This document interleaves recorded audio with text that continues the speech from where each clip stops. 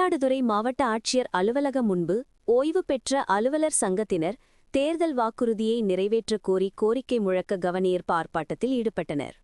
மாவட்ட துணைத் தலைவர் சபாநாயகம் தலைமையில் நடைபெற்ற ஆர்ப்பாட்டத்தில் மத்திய அரசுக்கு இணையாக 2016க்கு முன் ஓய்வூதியர், குடும்ப ஓய்வூதியர் இவர்களுக்கு மறுநிர்ணயம் செய்திட வேண்டும், தேர்தல் அறிக்கையில் அறிவித்தபடி 70 வயது முடிந்தவர்களுக்கு 10% ஊக்க ஊதியம் வழங்கிட வேண்டும், ஓய்வு பெறும்போது கம்ப்யூட்டேஷன் தொகையை 15 ஆண்டாக கொடுப்பதை 12ஆக குறைக்க வேண்டும், குடும்ப பாதுகாப்பு நிதி 50,000ஐ 1 லட்சமாக உயர்த்தி வழங்க வேண்டும், பல்வேறு இடர்பாடுகளை கொண்ட மருத்துவ காப்பீட்டுத் திட்டத்தை முறைப்படுத்த வேண்டும் உள்ளிட்ட 12 அம்ச கோரிக்கைகளை வலியுறுத்தி முழக்கமிட்டு கவனஈர்ப்பு ஆர்ப்பாட்டத்தில் ஈடுபட்டனர். அப்போது ஏருக்கு உரை சந்த தட்சிணாமூர்த்தி என்ற உறுப்பினர் மயங்கி விழுந்தார். இதனால் பரபரப்பு ஏற்பட்டது.